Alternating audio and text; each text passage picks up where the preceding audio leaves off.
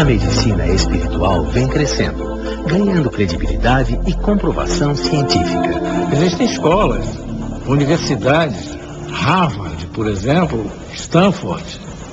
São universidades que dedicam disciplinas para estudar a espiritualidade aplicada à saúde. As escolas australianas de Melbourne, a Universidade de Melbourne, a Universidade de Copenhague, algumas universidades chinesas, em Taipei, são escolas médicas que deram uma abertura absoluta para os conhecimentos da espiritualidade na prática médica. A AME Brasil, que é realmente a entidade máter que congrega todas as outras AMEs nos diversos estados da federação, tem trabalhos maravilhosos, trabalhos científicos de alto valor, procurando fazer o casamento entre medicina e espiritualidade. Em Santa Catarina, a união entre medicina e espiritualidade é praticada no Núcleo Espírita Nosso Lar há 22 anos. Uma entidade sem fins lucrativos, mantida com doações espontâneas, o Nosso Lar, em São José, oferece tratamento complementar aos pacientes. Nós encontramos a nossa vocação, que era a saúde. E então juntamos-nos a médicos, a cientistas, estudiosos e começamos a praticar a medicina vibracional, que é a medicina indicada pelos espíritos. É fundamental a responsabilidade do paciente no seu diagnóstico mais precoce possível, na sua condução das orientações que o seu médico define. Tanto é que aqui em Nosso Lar nenhum paciente adentra a nossa instituição para tratamentos energéticos e espirituais complementares sem um diagnóstico médico. A cada semana, o Núcleo Espírita Nosso Lar atende gratuitamente cerca de 600 pessoas que buscam ajuda emocional e espiritual. Quando nós não conseguimos nos adaptar à realidade que temos, que somos e que estamos vivendo, nós começamos a ter problemas na compreensão, no entendimento e principalmente no ato de viver. Então começam a aparecer certas avarias emocionais, energéticas, espirituais, como depressão, estado alterado de consciência, psicoses, comportamento alterado em criança, em jovem, em adultos. E isto é tratado em Nosso Lar. São as doenças mentais de uma maneira geral. Transtornos obsessivos, compulsivos, esquizofrênicos, enfermidades tipo Alzheimer, Parkinson e também algumas doenças e enfermidades consideradas leves, não críticas, físicas. Em Nosso Lar nós tratamos deste paciente, nós tratamos o espírito do paciente, aquela parte inteligente que ordena a mente e que ordena o corpo. Então os espíritos atuam no corpo físico através da percepção extrasensorial, que nós chamamos de mediunidade. Neste processo existe a captação de informação que o médium procura passar ao paciente, através de passes, através de envolvimento, de toques e principalmente com seu próprio pensamento positivo, com a sua onda pensante, com seu magnetismo pessoal e também com o magnetismo espiritual. Ele consegue então influenciar o ser doente para levá-lo a um estado de equilíbrio. São mais de 650 voluntários trabalhando na aplicação de terapias vibracionais, como passes de câmara, cromoterapia e massagem de toalha. A transferência energética harmoniza os centros de força, buscando a saúde e o bem-estar do paciente. Esses centros de força, ou chakras, eram coisas que eram discutidas há pelo menos 4.000 anos e que eram coisas que eram discutidas dentro de um ambiente místico, religioso, transcendente, esotérico, chame como quiser.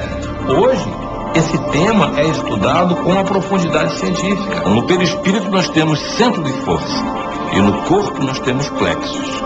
Plexos que são constituídos de músculos, de nervos, de órgãos, de funções, de células. E no perispírito nós temos essa mesma função, nós temos este mesmo órgão, só que de uma maneira etérea. Esses centros de força existem dentro de uma condição vibracional específica. e que pode ser manipulados através de processos cirúrgicos espirituais, podem ser manipulados através de emissão de cores, passes e radiações e imposição de mãos. São centros transformadores. Captam, por exemplo, sensações, emoções, pensamentos, transformam-no em energia química.